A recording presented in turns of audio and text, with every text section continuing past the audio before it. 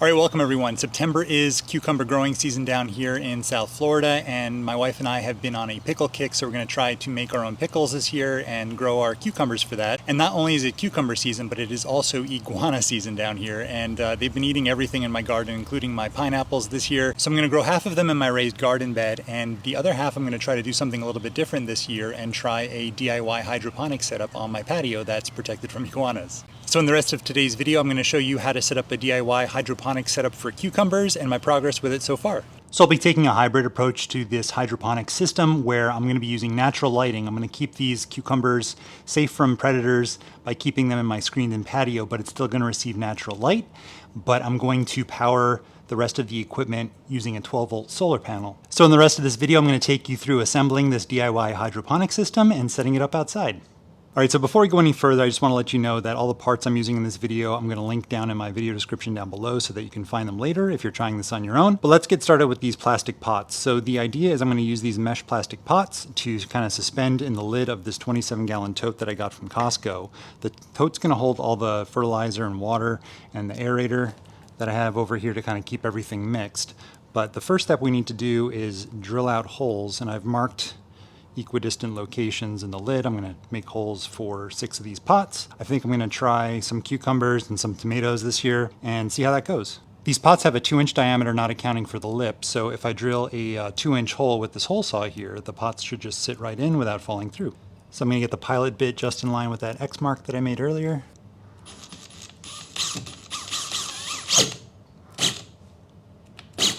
And now that I have some bite there, I'm going to reverse the drill bit so that it doesn't leave jagged edges.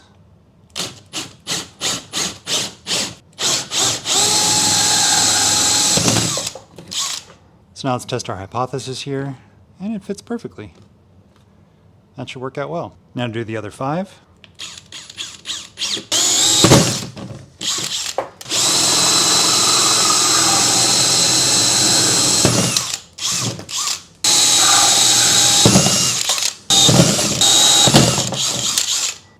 All right, so now my assistant's going to place the pots in the holes.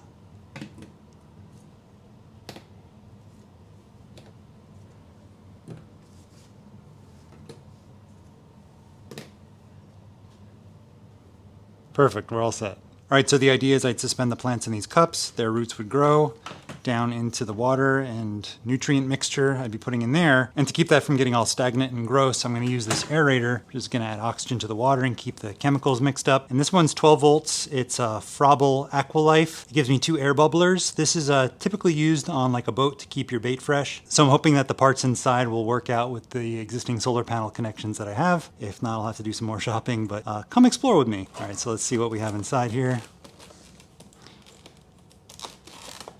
So we have some mounting hardware that I'm probably not going to use for this application. Here's our 2 air stones, which are going to make fine bubbles come out of the air hoses.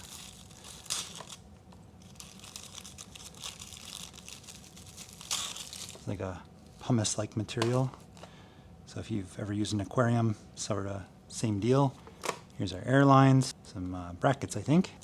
And these appear to be nozzles to connect the air tubes. A little T-bushing as well. All right, and hopefully we have some easily clampable power connectors here in this bag. That's pretty beefy copper connectors. So we have a spring connector, which should work out pretty good with my solar panel setup that I have. It's pretty beefy looking, so hopefully this will last. It looks like this is where you plug your air hoses into. So let's take this for a quick test outside and see if the existing 12-volt panel I have with the kind of sun I get outside will power this thing. So this is a Renogy 30-watt 12-volt solar panel, and hopefully this gives us enough power to power this air pump.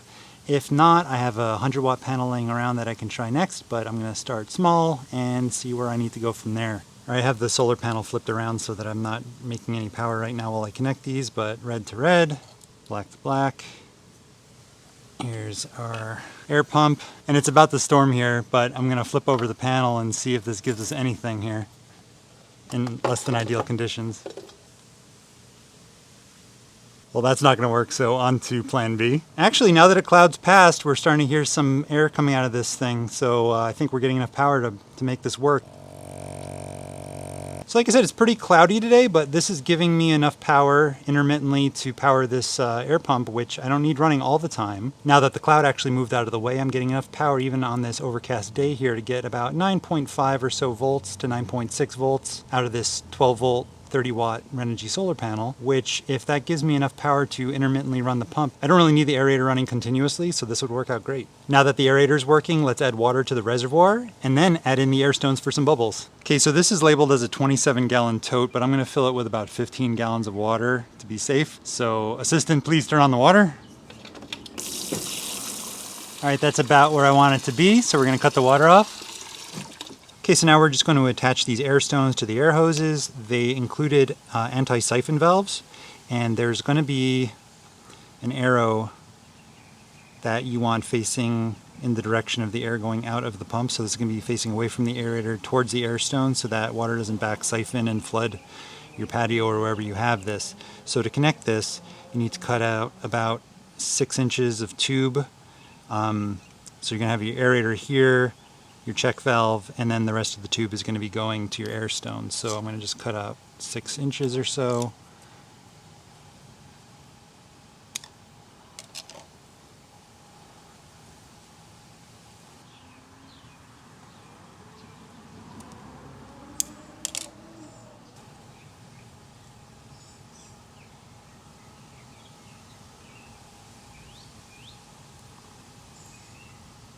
One.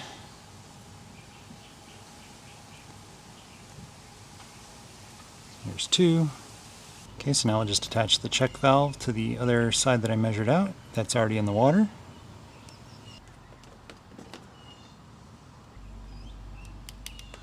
Now we'll just attach these air hoses to the air pump. While we were hooking up the air hoses to the aerator, the weather's been getting progressively worse, getting our nice South Florida thunderstorms in the afternoon.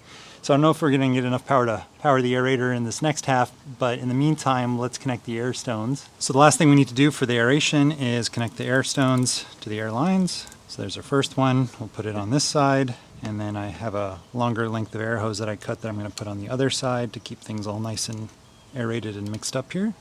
I'm probably going to add some clamps later to kind of keep them in place, but for now we'll just keep it like this and see if we get bubbles. So I have everything temporarily connected now, but of course the thunderstorms are like right here, so we're not getting any sun to power these guys yet. So we're going to make the best of the situation and move on to adding the plants while we can, and then hopefully we'll get some break in the clouds. So I'm using this AeroGarden plant food here, and it says about 2 milliliters per gallon for weekly watering on houseplants. I'm gonna start at this lower end and see how it goes. I don't wanna over fertilize, so if I put about 15 gallons of water, that gets about 30 milliliters, so I've measured that out here. We'll just add that to the water, and I'll add more depending on how the plants seem to be responding, and hopefully this thunderstorm will pass and we'll get to see these aerators going. But in the meantime, let's go ahead and close this up and add some plants. So these coconut pots that I start off the seeds in are way bigger than the mesh baskets that we're going to be transplanting into. So I'm going to have to remove that and kind of break apart the soil to make it fit in, and hopefully do that without hurting the plant. So I'm going to try my best here.